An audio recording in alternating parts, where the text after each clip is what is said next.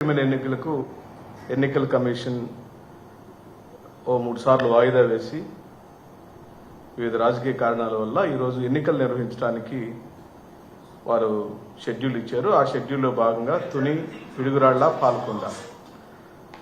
పాల్కొండలో ఇప్పుడే అందిన వార్తల ప్రకారం కోరం లేక ఎన్నిక వాయిదా పడినట్టుగా సమాచారం తెలిసింది. పాల్కొండలో మొత్తం 20 మంది సభ్యులు ఉంటే ఒక సభ్యుడు ప్రభుత్వ ఉద్యోగం రావటం వల్ల రాజీనామాతో ఖాళీ అయ్యి 19 స్థానాలు ఉంటే 19 స్థానాల్లో వైఎస్ఆర్ కాంగ్రెస్ పార్టీ 13 స్థానాల్లో గెలుపొందింది. 6 స్థానాల్లో తెలుగుదేశం పార్టీ గెలుపొందింది. అక్కడ కూడా ఎన్నికలు ఆపడానికి 2 మార్లు తెలుగుదేశం పార్టీ ప్రయత్నం చేసి దౌర్జన్యాలు చేసి భయభ్రాంతులు చేసి సభ్యులను ఎన్నికల్లో పాల్గొనకుండా చేయడానికి విశ్వ ప్రయత్నాలు చేశారు. కానీ వైఎస్ఆర్ కాంగ్రెస్ పార్టీ వ్యూహాత్మకంగా ఎన్నికలను కోరం లేకుండా బహిష్కరించడం జరిగింది. తునిలో మొత్తం సభ్యులు 30 ఉంటే 30కి 30 వైఎస్ఆర్ కాంగ్రెస్ పార్టీ గెలిచింది. తెలుగుదేశం పార్టీ 0. కానీ తునిని వాళ్ళ చేతుల్లో తీసుకోవటం కోసం ఫిబ్రవరి 3నే జరగాల్సిన ఎన్నికలు అప్పుడే కిడ్నాప్ల పర్వం, కౌన్సిలర్ల మీద కేసులు పెట్టిన ఉదంతాలు, కౌన్సిలర్లను అక్రమంగా జైలు పాలు చేయటం, ఇళ్ల మీద దాడి చేయటం లాంటి సంఘటనలను జరగడంతో మళ్ళీ ఫిబ్రవరి 4వ తారీఖు జరుపుదామని ప్రయత్నాలు జరిగినాయి. అదే సీను రిపీట్ అయింది ఫిబ్రవరి 4 కూడా. సోద్యం చూస్తున్న పోలీసులు అంటే ఫిబ్రవరి 3 వాయిదా పడినప్పుడు 4వ తారీఖు నిర్వహించాలని ఎన్నికల బాధ్యులు అనుకున్నప్పుడు 4వ తారీఖు సంపూర్ణంగా పోలీసు వ్యవస్థ పనిచేసి ఉంటే ఫిబ్రవరి 4న ఎన్నికలు జరిగి ఉంటాయి.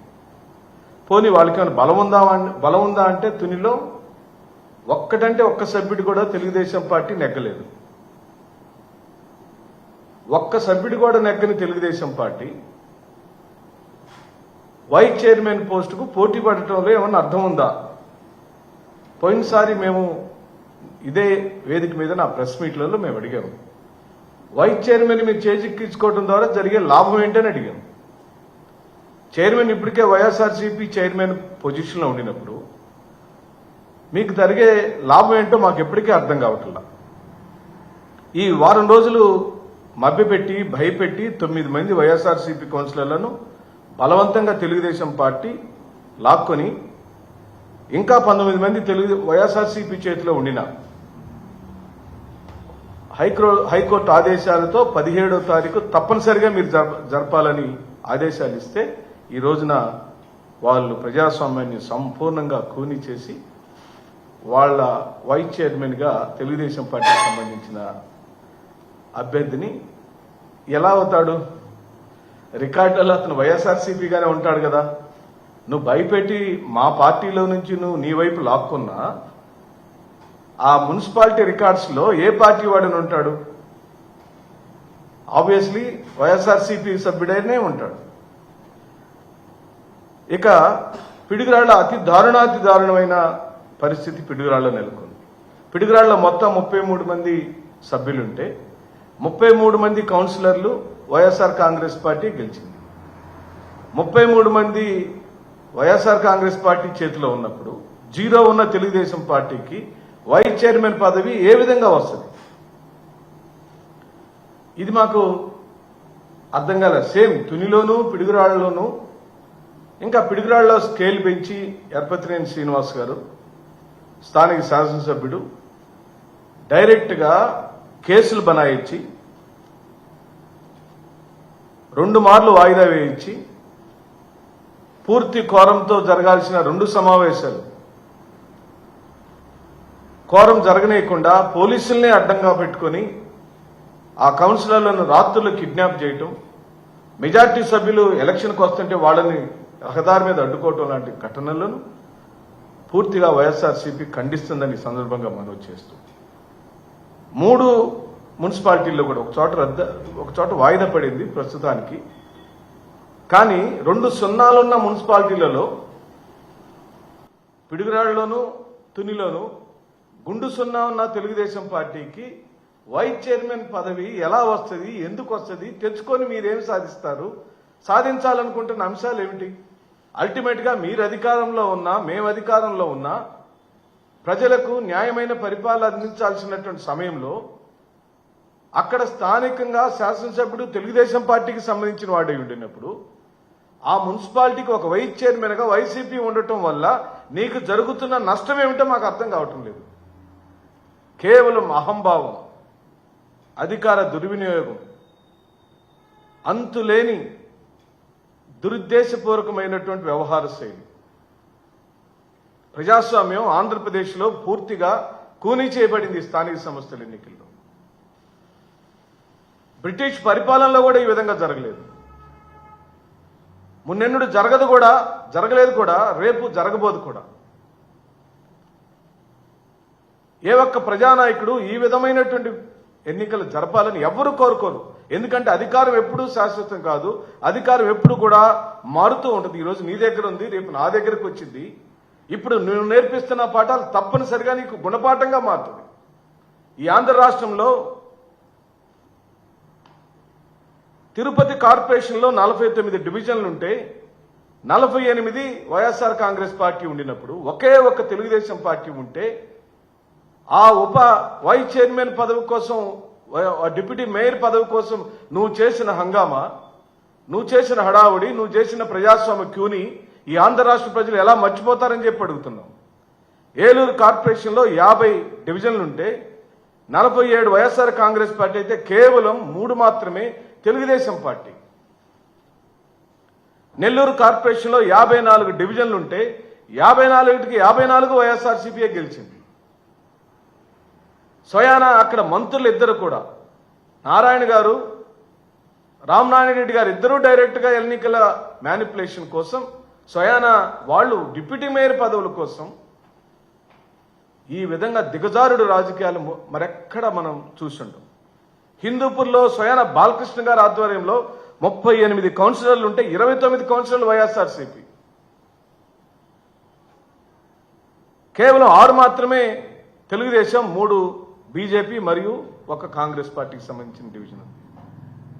పాలకొండ నగర పంచాయతీలో 20 డివిజన్లుంటే 17 వైఎస్ఆర్సీపీ, 3 మాత్రమే తెలుగుదేశం.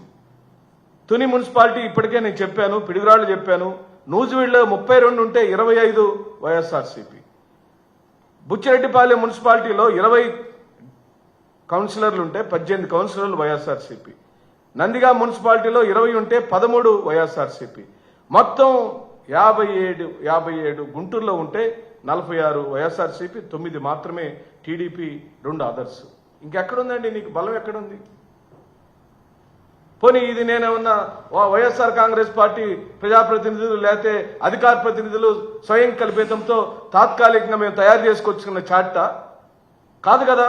మీ దగ్గర ఉన్న ప్రభుత్వంలో, ప్రభుత్వ రికార్డులలో ఈ సభ్యులు ఈ విధంగా ఈ ఎన్నికలలో ఏ గుర్తుల మీద గెలిచారో మీ దగ్గర రికార్డ్ అయింది కదా. అయినా కక్కిన కూటికి ఆశపడే దిగజారుడు రాజకీయం ఎందుకు వచ్చింది ఈ రాష్ట్రంలో? పక్క పార్టీ సభ్యులను తీసుకొని గెలవాల్సిన దుస్థితిలోకి ఎందుకు ఈ కూటమి ప్రభుత్వం వచ్చిందో మీరే సమాధానం చెప్పండి. మీది పూర్తిగా వైఫల్యం చెందిన పొలిటికల్ ఆర్గనైజేషన్గా మారింది. చేతగాక మధ్యలో ఓడన్నట్టు ఈ స్థానిక సంస్థల ఎన్నికలలో నువ్వు పూర్తిగా దిగజారుడు రాజకీయం చేశావు. తెలుగుదేశం అంటే తెలుగు తమ్ముళ్ల దెబ్బల పార్టీగా మారిపోయింది, తెలుగు తమ్ముళ్ల దొంగల పార్టీగా మారిపోయింది, తెలుగు తమ్ముళ్ల ద్రోహుల పార్టీగా మారిపోయింది, తెలుగు తమ్ముళ్ల దౌర్జన్యాల పార్టీగా ఈ దేశంలో చరిత్రకెక్కింది తెలుగుదేశం పార్టీ అని చెప్పి అంటున్నాం. తెలుగుదేశం పార్టీ పునాదులు, తెలుగుదేశం పార్టీ యొక్క భావాజలం ఎన్టీఆర్ స్థాపించినప్పుడు ఒకలాగా, నారా చంద్రబాబు నాయుడు గారి హయాంలో ఇంకొకలాగా, ఈరోజు లోకేష్ గారి హయాంలో ఇంకొకలాగా నడవటం అనేది ప్రజలు చేతగా స్పష్టంగా చూస్తున్నారు. చేతగాని రాజకీయాలతో దొడ్డిదారిని గెలుచుకోవాల్సిన అవసరమే ఉంది. ఓ వైస్ చైర్మన్గా వైఎస్ఆర్సీపీ వాళ్ళు మళ్లీ తిరిగి ఎన్నిక కాబడితే ఎట్టాగా రాష్ట్రంలో నీ అధికారంలో ఉంటేనే నీ దగ్గర అధికారం ఉండినప్పుడు ఓ వైస్ చైర్మన్ ఏం చేయగలుగుతాడు? ఈ రోజున బరి తెగింపు రాజకీయాలు పూర్తిగా రాజ్యాంగ ఉల్లంఘన జరుగుతుంది. చరిత్రలో ఎక్కడా లేదు. బ్రిటిష్ పరిపాలనలో కూడా ఇంత ఘోరమైన ఎన్నికలు ఎప్పుడు జరగలేదు. ఇది కూటమి ప్రభుత్వ ఘోర వైఫల్యంగా మేము భావిస్తూ, మీరు ఎన్ని అరాచకాలు చేసినా ఈ విధమైనటువంటి పోకడలతో పోతే